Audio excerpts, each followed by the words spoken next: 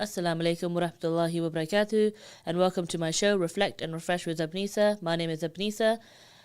I am a NHS worker. I am a mother.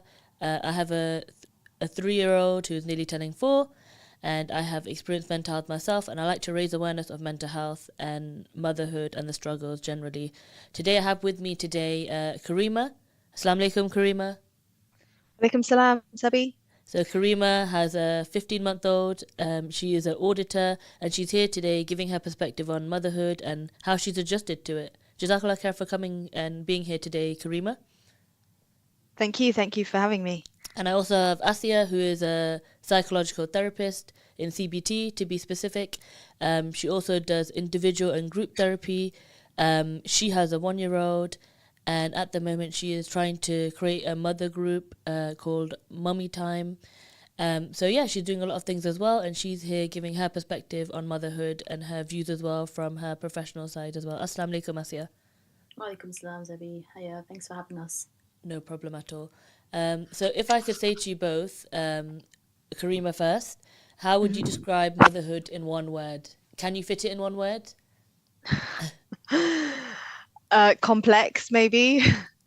Yeah, I think if I was to try and find one word, it would be complex because it's like balancing really good stuff and then also like learning how to be a mother, which is actually quite challenging. So that would be the word for me. What about you, Asia? I don't know if I have one word per se, but I would say learning curve. I know it's two, but I think for me that just personally kind of explains exactly what it's been. It's just been a learning curve each step of the way. I agree. I agree on both those points. If I had to say motherhood, I would say I'd say it's a learning experience as well. I can imagine. I can say what Karima said as well. I'd say it's complicated, but more motherhood is a journey. I think my word would be a journey, because you go through so many things in motherhood, and it's not talked about enough. And that's why we're here today, because we want to talk about this motherhood journey. These different things that are happening. Adjustments to motherhood. When you have a baby, the things that you go through. Some people go through depression, other sort of illnesses, and sometimes it takes a long time to recover. And for me, and generally, the mother is the most important person in this child's life. So, we need to do some more focus on motherhood and supporting mothers, because they are building the next generation for sure. Would you guys both agree with that as well? Yeah, definitely. Actually, when you said journey, afterwards, I was kind of thinking, yeah, roller coaster might be another way, another way of putting it. But yeah, no, absolutely. Everything that you said just resonates with me. I think there's like this immense joy that happens when you first have a child, and you after this 9 months of waiting, and all that anticipation, and your hopes and your dreams and all of that, and then when you're postpartum, there is that, you're dropping your hormones and the sudden realization when you come out of the hospital and you're like, oh my God, I have to actually do this all on my own. Like not on my own, with my husband and with the support network that you have around you, but it can be quite daunting. It can sometimes be isolating. Yeah, challenging. So for Yeah. me, I've said this a few times that for me, postpartum. So after having the baby was challenging. I went through postpartum psychosis, and other occasions I had psychosis. So for me, the postpartum period was quite challenging for me. And now that my son is 3, I feel more settled. Alhamdulillah. What about yourself, Asia? What has been the most challenging time for you? I know you have a 1-year-old, so it's a short time to say. But what's been the most challenging time for you? To be fair, I think the first like 5 months are definitely the most challenging days, especially with your first. You're adjusting to a different life. You're recovering, as you said, from however you gave birth, and you've got countless sleepless nights, which I think I struggled personally with the most. I love my sleep. And obviously not having sleep, then that affects kind of how low you feel, or how anxious you feel, or how stressed you feel. You might not have the same amount of energy to then do the things you would for your baby, throughout the day. And I think personally, that's kind of what's the biggest struggle is, I've just struggled with that lack of sleep. And up until now, and we've got rough nights, it's just, it just has an impact on you the next day. But yeah, I think What that's about one of you, the main things. Karima? What was your tough time, or do you still feel like you're going through it? Yeah, in fact, what you're saying, Asia, about the lack of sleep, I think that has been, I can definitely say that has been the biggest challenge for me and my husband, is just the we've kind of settled into a sleep routine now, even though we're 15 months into this into this journey, but my daughter's still sleeping in our bed most of the nights because she trying to get her to adjust to her cot. And then she wakes up in the middle of the night now, and she wants to, we've now stopped breastfeeding, so she'll wake up in the middle of the night and she wants a bottle of milk. Like that disruption, that constant disruption. I don't think we've had one single night of full sleep. Would you say the same, Asia? Have you had a full night of sleep yet? Oh gosh, it's really been crazy. We have a couple here and there, but as you said, they will start off in their cot, end up in your bed, and everything's just different every night. Mm. I think for myself, the first 6 months, like Asia, you said, the first 5 months, for me, the first 6 months were very, very hard. And then once I hit the 6 month mark, it was just easy. Alhamdulillah. And so Alhamdulillah. from 6 months to 3 years now, he's nearly 4. He's been great, alhamdulillah. But I had to have a really big struggle because obviously I was really unwell. And then I had Mm. to go through that, be in hospital, then come out and kind of recover from that. And so I'd say definitely the 6 months is the hardest time. And Yeah. if you can get through that, you can get through it all, inshallah. But obviously, I was talking to another mother recently, and every single age has a challenge. Yeah. And obviously, you both have fresh babies, they're like 1 year old, 1.5 years old. So you're having that challenge. Like, I don't even need to talk about it because I already know what sort of challenges you're having. And inshallah, once the baby is more settled, you'll be in a place where I am, where the baby is 3 and more settled, inshallah.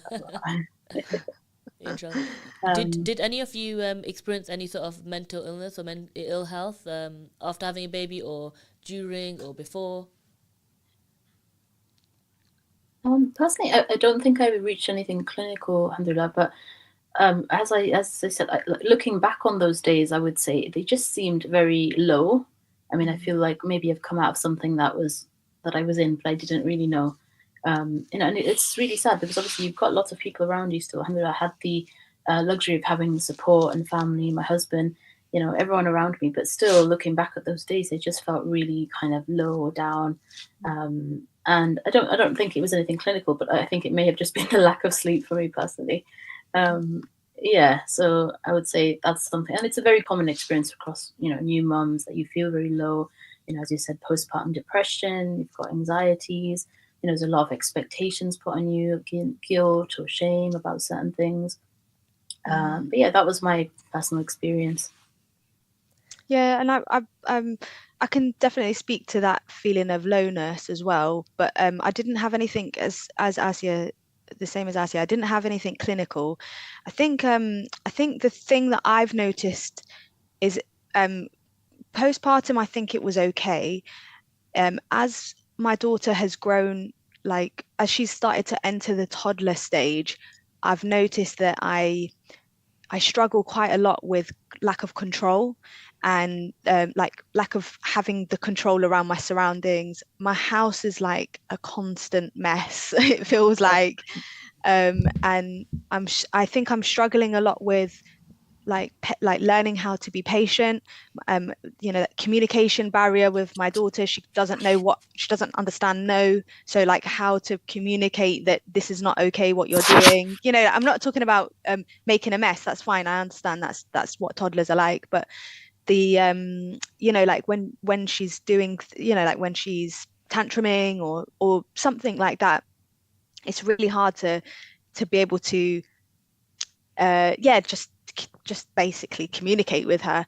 And I think that's the thing I've really struggled with. I've noticed I don't want to like start pathologizing it or whatever, however you say that word. Like, I don't want to say that I have OCD, but I do sometimes feel like I have a bit of an obsessive feel for like I need control. I need control around my surroundings. I need control about what's going on, certainty.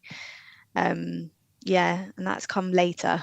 How do we? So my thing, what I wanted to discuss was, obviously, I'm separated. I'm co-parenting with with his father, and how do we know like what sort of leniency to do with them? Like, so obviously, when you're separated, who is going to be the one who's going to be the one who's going to be more strict? Who's going to be the one least strict? Even with yourself as a mother, do you feel like you take on the more stricter role? Do you take on the less stricter role? Like, what do you do? Karima, sorry.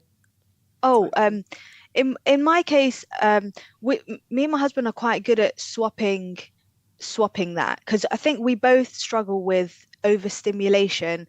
I think well, my husband definitely is like he's uh, uh, without getting into like pathologies, but he really struggles with like being overstimulated by noise, by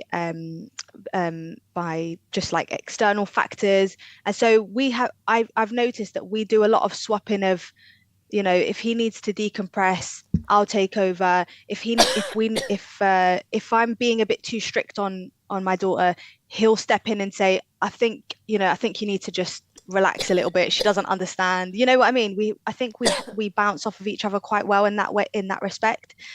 So I would be really interested actually to hear, Zebi, like how you handle it in that kind of separated environment, and also from Asia as a different, from like maybe you might have a different perspective as a couple, the way that you guys handle it as well. But that's how we handle it. We swap a lot. I feel like if I was with his father, I might be more strict on him. But I think I'm more lenient now. But I still do have those barriers where I do tell him off, and he does listen. Sometimes he might be like, "Oh, I'm gonna go. Fine, I'll go to Baba then." If I've told him off. So like I was discussing this with his dad, that he's going through this phase where he knows how to pull strings. Do you know what I mean? Because he's 3, so he's like, "Ooh, how can I pull my strings? How can I pull my power?" And it's quite funny and humorous. And I'll just say, "Okay, then, good luck with that," because I'm sure your Baba will say the same thing as me.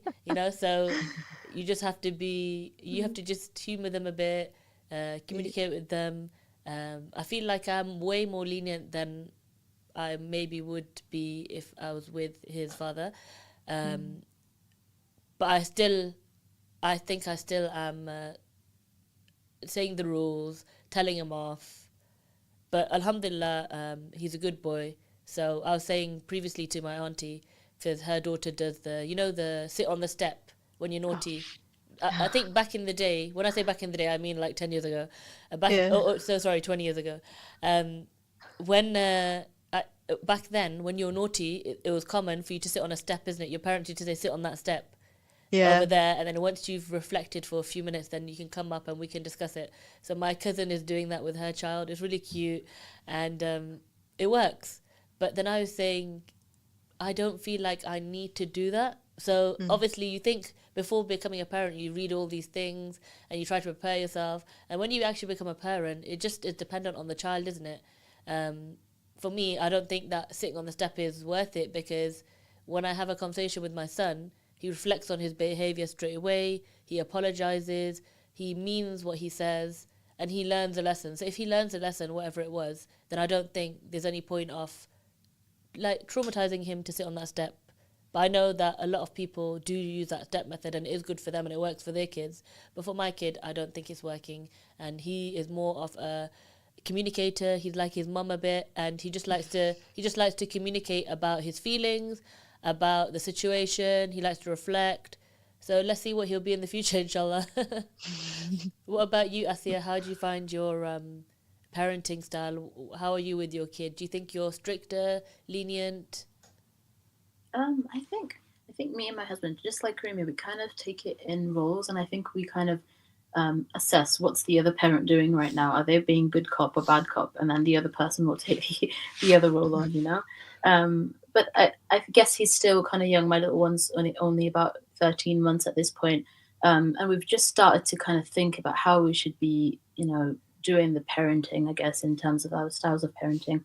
And it's tricky because on one hand you've got the daily struggles of dealing with a toddler, and on the other hand, personally, I come from a career path where, you know, it encourages good kind of parenting, you know, and I've learned a lot of things in my kind of career so far, but also just, you know, books and things you'd read about kind of how you'd parent. And a lot of the parenting techniques is, you know, similar to kind of not punishing your child in that sense, but also thinking about how you can maybe do kind of positive reinforcement. So maybe take away something that they like, or try not to shout at them, because obviously then you're going to encourage them to do the thing you don't want them to do.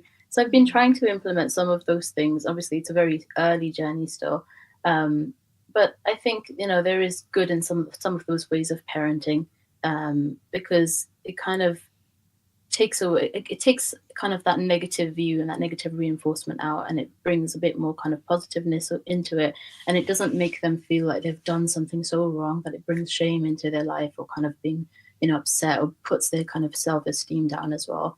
But obviously, this being said, the frustrations of kind of having a toddler at times when you've just had a very long day of kind of, you know, dealing with them, you're not always able to implement that kind of good strategy. But you know, if you do try here and there, it's great. That's what we can do, isn't it?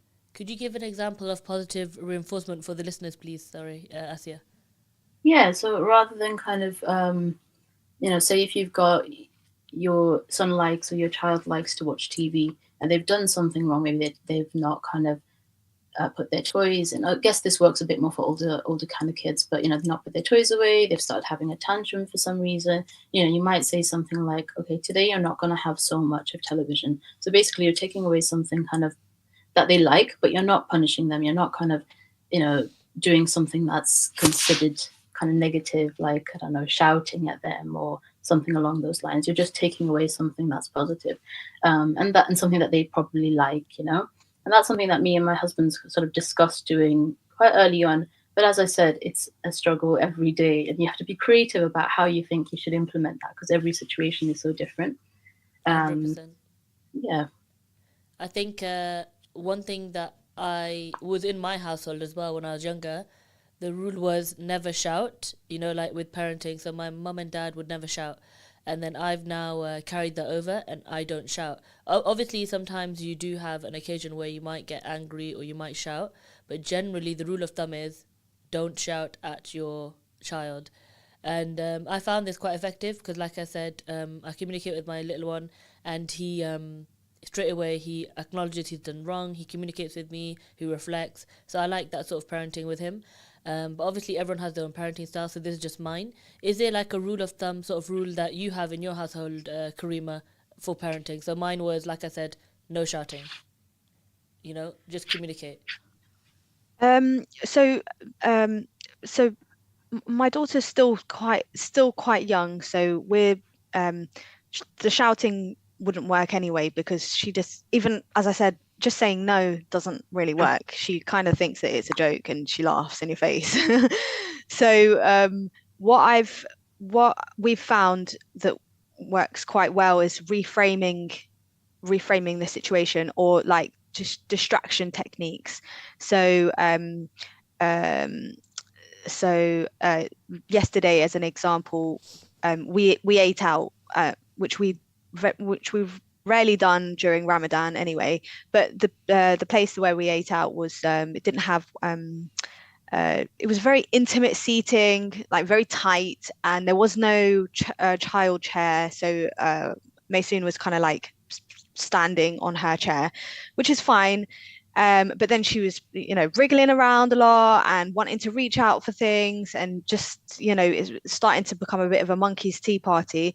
So when she started to get frustrated, which is understandable, we tried to reframe it and you know, like distract her with something. So I usually keep like books with me, or recently, like big fat crayons and, you know, something that she can scribble on, or even actually we started to like sometimes bring out, I know that people don't like screens, but sometimes when push comes to shove, you know, you bring out a screen and then it just keeps her a little bit, it just gives her a little bit of room to kind of relax. And then, you know, and then when the food comes out and everything like that, then you can start to like bring that into it as well.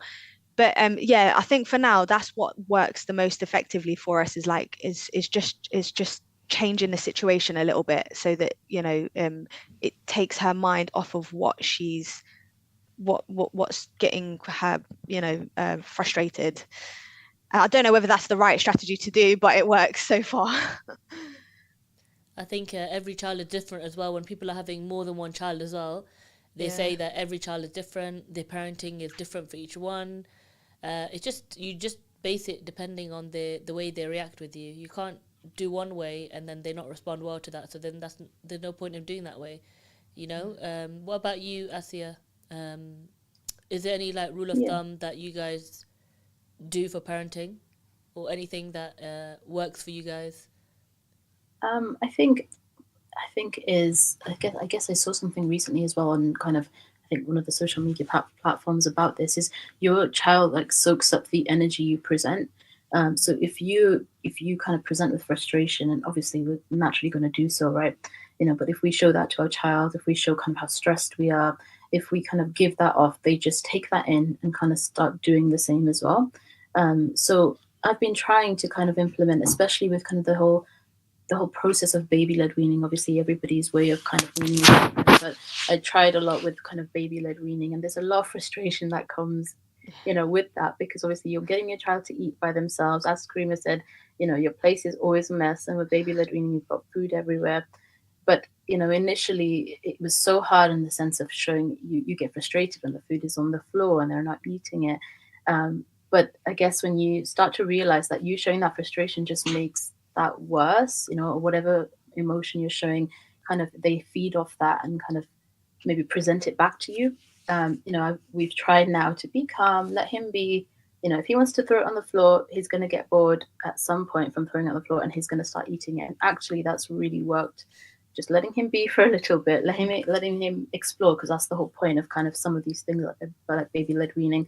And then once he's frustrated, he then starts eating himself. So you know, once he's done with it, he starts to eat himself. So I guess one thing to just remember, I guess, you know, the first advice goes to myself, but the emotion you present to your child is kind of what's going to be soaked up by them, and they'll kind of regurgitate it back to you. So I guess it's good to come in with like a calm as possible, or as you can maintain with, you know, your newborns or your toddlers, as struggling as that is. I definitely agree with that. When it comes to discipline, if I'm calm, he listens a lot more. Occasionally, you might have to raise your voice, and he'll listen as well. And also, on the back of that, like, you know, when you take, like, so I'm trying to make him fearless because his name means strong. So I'm trying to make him strong and fearless. And so when we go to, for instance, like a zoo or a farm, I'm trying to make him not scared of these animals, you know, like, because we weren't familiar with these animals, so then we're a bit more hesitant to touch them. But now these are new things that are opening up all these farms. So I'm trying to take him there. I'm trying to get him to stroke them, hold them, whatever. And I've noticed that if my energy is off, then his energy will be off. And this is to do with play and interactions with animals or whatever it is. And because I studied psychology as well myself, so I know about this research as well. And yeah, so I know that, you know, the energy you give them, they give you back. I know when you're scared, then they'll be scared. So I'm just trying to, I think parenting has really mellowed me down, has really made me more patient and relaxed. I think previously my patience wasn't as high as it is now, and I think that's what parenting is about. It's about teaching you to have these skills and be more patient with another human being, 100%. I know, Asia, that you do a few things. One thing that I wanted to talk about was the WhatsApp group that you have. You're trying to start like a mummy group. I believe it's called Mummy Time. Yeah, that's correct. Yeah. So what was the purpose of this group? Like, what was the reasoning of having this group? I know Um, you said previously that you want to get mothers together, but is it more of a ulterior motive? Like, what is the purpose of this group? I think that's just about it. So yeah, it's called Mummy Time. It has been running for a little while now. I think since kind of late summer, sort of last year. And so basically, I'm from London actually, and I got married and moved to Leicester, and I gave birth in London so I could be with my family. But then leaving there, I think I was like 4-ish months with my child. I just felt like I'm going to a place where, back home, but I don't have any support. Like, it's just me and my husband that lives there anyway, so we don't have kind of close family around us. We don't have that many friends around us. There was kind of like this lack of, I guess, support around, and I just thought it would be nice if I knew some mums who are going through similar processes and some similar kind of difficulties, and it'd be nice for us to just hang out and get to know each other a little bit and kind of think about, any struggles we face and kind of how to talk through them with each other and just give each other the support that we require. So I actually, I tried to research first if there was anything existing out there. And I just found that there were quite a lot of mum groups, and they are quite a lot of mum groups in Leicester, but none of them were kind of Muslim based. And I just feel like we've got our own kind of community and cultural views and Islamic stuff that, I feel it'd be nice if we share that with other mums too. So I thought I'd just put a message out on like a Facebook group to see if some mums are interested. And I got quite a good number of kind of people to join. And yeah, we've been trying to do meetups. I guess early on we were doing quite a lot, but a lot of the women now have gone back to work, so we're struggling to kind of get dates. But I was just thinking, I think it's time for us to, bring back some of the events and the meetups as well. How did you manage to have the numbers? Like, how did people join the group? So I put a message on the Facebook group. There was a Facebook Muslim group, and then I said to people, just kind of message me the numbers, and I just added them all to like a WhatsApp group, and so we just have a chat on there. We're open to kind of having loads of new people if they're new mums that want to join as well. Feel free to kind of message me on LinkedIn or anything like that. No problem. So your LinkedIn is Asia Mullah, so that's Aasiya, and Mullah is Mulla, and then Yes, Karima's LinkedIn is Karima Metran, which is Karima, and Metran is Metran. And if you wanted to follow myself, it's mind_off_mum, so mind off mum. Yeah, so that's really good initiative that you have there. I'm sure it'll benefit many mothers. Is it specifically just for Muslim mothers, or can it be for any faith? Or I've not had anybody else like approach us to join, but I'm sure we'd all be okay to kind of anyone joining that. It's just so happened that we've got kind of loads of Muslims. We've got some, loads of kind of, I think it's all Muslim mums at this point. Yeah. And what's the age range that you have in this group of kids? Are they quite young or they're older? I think it started off with kind of, we were all quite earlier on, maybe around 6 to 8 months, and then now we've got loads of kids kind of, above a year old. So maybe I would say kind of under 5 years. Okay. And is there anything the you struggles see that like is common? changes quite a lot. Is there anything Carry on. common that you see amongst the women, like any common struggles? I think we all shared on this, the struggles of how to get your baby to sleep, how to get, baby to stop breastfeeding, how to kind of deal with them not eating, or, ideas around breastfeeding. Some people have started to share other nice things too, like things they've made, things they've baked. So, it's not just kind of a group where we just stress out about about different things. We're trying to be quite relaxed as well, and people will share like events or anything like that. Mashallah, that sounds really good and amazing. I'm sure if anybody wants to reach out to you, they can as well, inshallah. Yeah, we've got loads of new Muslim mums on there as well. So, if there's any revamp mums that want to join, feel free to. Yeah, And and also, sorry, go ahead. sorry. I was going to say, I joined the group through I think one of my friends saw the message on Facebook and then added me, and then another girl another lady that I met through an antenatal group, like independently found the group as well. So it's really lovely. We've grown a little bit of a like a community. And I think one of the things that we noticed quite early on was quite a few of the mums who joined were like transplants to Leicester. A lot of them were actually from London, moved to Leicester, and were seeking out, you know, other mums as a support network. So I've personally like benefited a lot from having that network around me, because I didn't really know very many people before having my child, and then like seeking out new mum friends basically. So I think it's been brilliant. I think you're from London as well, Karima, right? Is that correct? Yeah, originally I'm from London. Yeah. But I've been in Leicester for quite a while. But it's been, you know, before you have children, it's quite hard to, as an adult, to make friends in a new city. And then when you've got a child, it actually makes it easier, because you've got this thing in common with other people. So I've actually, since I've had my daughter, I've like my friendship circle has grown quite a lot in a very short space of time. Alhamdulillah, that's really nice. I think in Leicester Alhamdulillah. as well, but obviously in other cities as well. But in Leicester, once you have a child, everyone starts reaching out. So it's quite nice that there's people reaching out, and there's that support that is emerging here.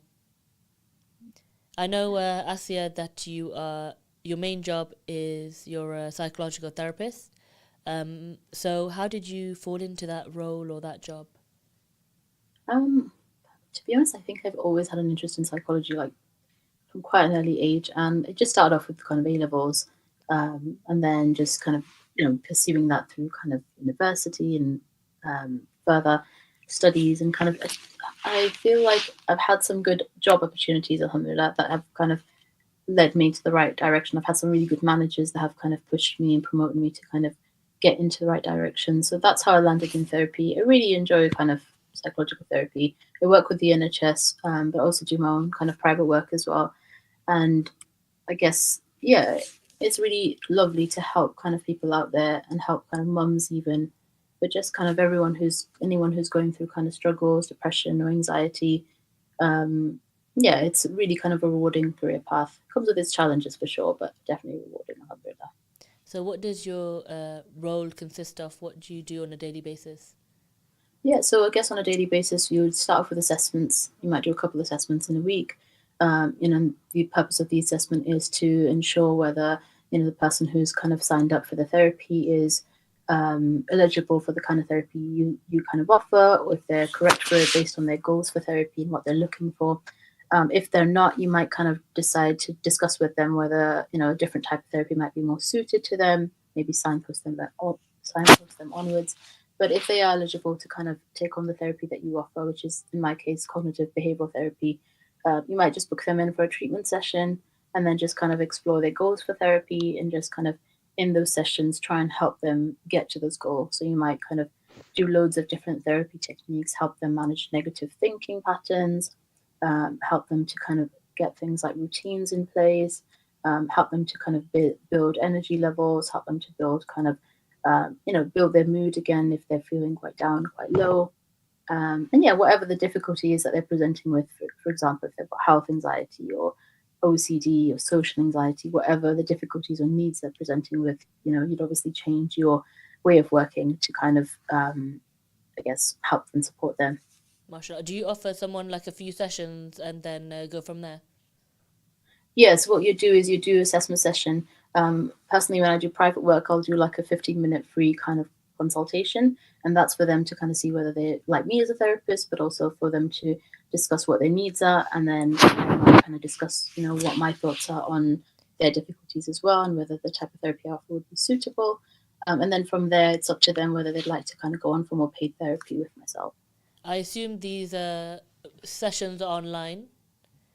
Yeah. So we kind of moved from COVID, it's all been online, and I assume that is good for you, as a mum, working mum. Are you able to have your child in the background? Is your child away from you in school? Obviously, he's only one. So where do you sort of put your child when you're doing these sessions? Yeah, where do I put him? It was such a struggle to think about where I should put him, because he's very young. I didn't actually want to put him in nursery quite early on. Obviously, everyone has different circumstances, and everyone has different situations and feels differently about it. Personally, I just didn't want to do that. So alhamdulillah, my husband works on 9 to 5, and my work's quite flexible. So I've just kind of we've discussed that he will look after our little one from like 5 to 9, and that's when I take on like an evening work. Um, which is really challenging because obviously as a family we don't get to kind of spend time together that much until the weekend.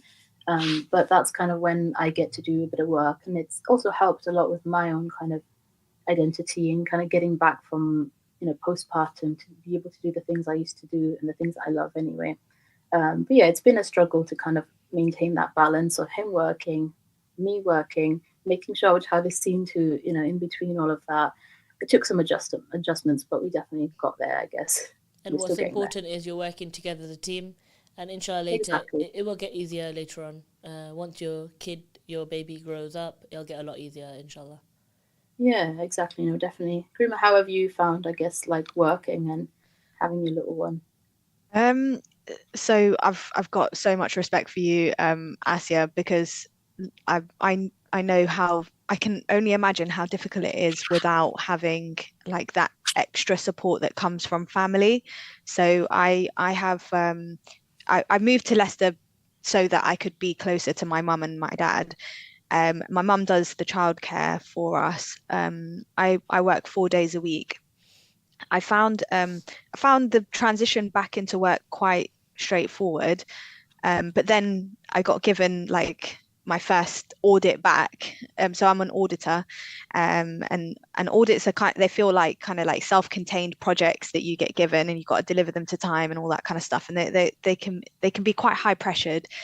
Um, so like adjusting to that was quite difficult, especially in terms of managing it with my husband, because we'd drop off Maysoon, pick her up at 5 o'clock, but then oftentimes I'd want to work overtime so that I can make sure that I meet the deadline that I've been set.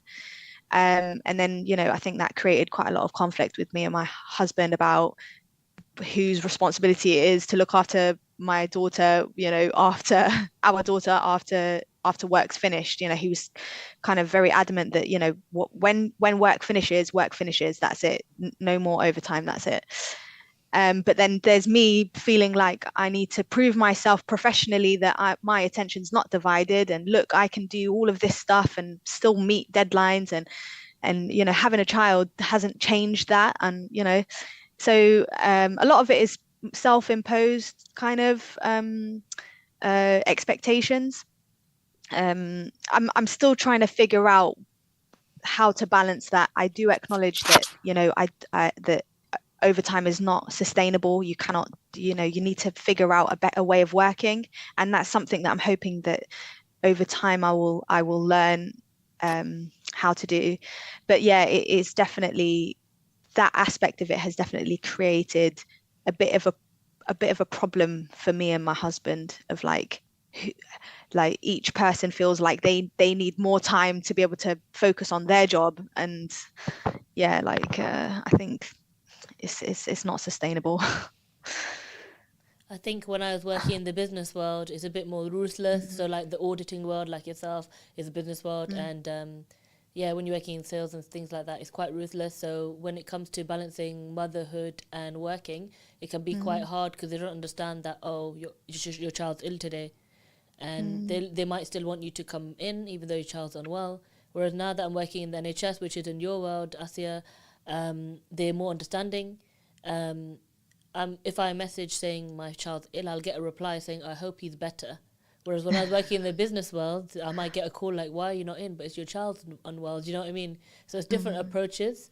And when I was discussing with someone recently, because she has a kid who's autistic, she had to take a week off because he was unwell, and it had to be considered as carer's leave or something in the NHS world. And I said in the business world, you probably get sacked or something potentially because you're left for too long. You haven't been in the job role, like meaning you took 1 week off because your son's unwell.